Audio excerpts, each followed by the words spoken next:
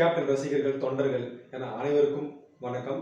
So இந்த பதிவில் நம்ம என்ன பார்க்க போறோம் அப்படின்னாக்கா, இன்னைக்கு கேப்டனுடைய 2வது வருட நினைவு நாள், அதாவது 2வது குரு பூஜை அப்படின்னு சொல்லலாம்.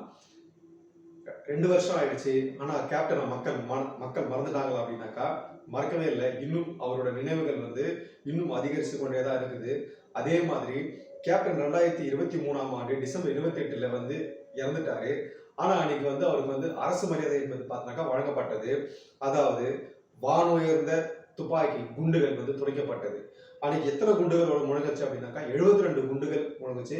அதாவது என்ன அப்படின்னாக்கா, அதாவது ஒரு நல்ல மனுஷனுக்கு வெறும் 72 குண்டு தானா அப்படின்னு நீங்க நினைக்கலாம்.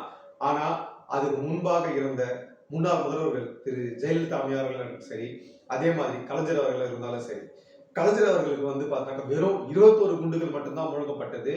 என்னது, முன்னாள் முதலமைச்சர் 5 தடவை முதலமைச்சரா இருந்தாரு, அவருக்கு வெறும் 21 குண்டுகளா அப்படின்னு சொல்லி நீங்க கேட்கலாம். அதே மாதிரி ஜெயலலிதா அவர்களுக்கு எவ்வளவு குண்டுகள் அப்படின்னாக்கா வெறும் 60 குண்டுகள் மட்டும்தான் அவர்களுக்கு முழங்கப்பட்டது.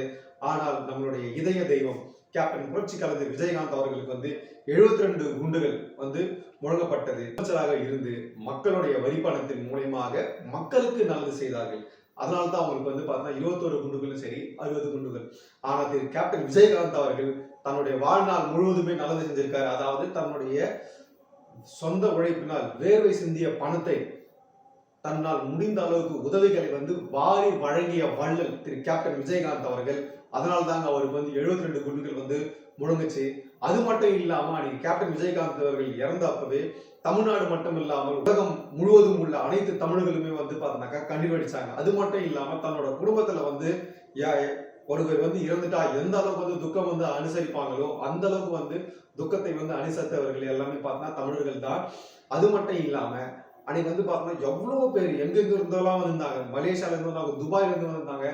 எல்லாருமே பார்த்தா திரு கேப்டன் விஜயகாந்த் அவர்களை எதாவது கடைசியாக ஒரு தடவை பார்க்கணும் அப்படின்னு சொல்லிட்டு வந்திருந்தாங்க நம்ம தமிழ்நாட்டுக்கு. அது மட்டும் இல்லாம அணிகோசையில எச்ச மீடியாக்கள் சில எச்ச வேலைகளும் பார்த்தாங்க. என்ன அப்படின்னாக்கா, அதாவது பார்த்தா லட்சக்கணக்கான பேர்கள் வந்திருந்தாங்க. ஆனா அன்னைக்கு சில மீடியாக்கள் என்ன பண்ணாங்க அப்படின்னாக்கா சில ஆயிரம் பேர் தான் வந்திருந்தாங்க அப்படின்னு சொல்லிட்டு கேவலமா இருந்தாங்க. அது மட்டும் இல்லாம நம்மளுடைய கேப்டன் படை அண்ணன்கள் அப்படின்னு சொல்லலாம், டிஎம்டிகேவோட சொந்த அண்ணன்கள் சொல்லலாம். அவங்க எல்லாம் அவ்வளவு கொந்தளிச்சு அவ்வளவு ஆர்ப்பாட்டம் பண்ணி அவ்வளவு செருப்பாராய்ச்சா மாதிரி கேட்டாங்க அவங்க எல்லாருமே. இந்த விஷயங்கள்லாம் இந்த மாதிரி 2023ஆம் ஆண்டு நடந்துச்சு.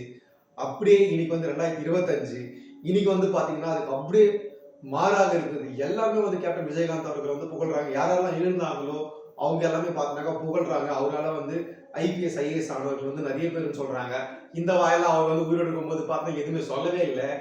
இஷ்டத்துக்கு அவங்க வாய்க்கு வந்த பேர்லாம் பேசினாங்க. அவரோட உடல்நிலை முடியாத போது கூட இதை கேப்டன் விஜயகாந்த் அவர்கள் இந்த உலகம் இருக்கும் வரை அவருடைய புகழ் என்பது பார்த்தீங்கன்னாக்கா வாழ்ந்து கொண்டே இருக்கும் என்று கூறி நன்றி கூறி விடைபெறுகிறேன். நன்றி, வணக்கம்.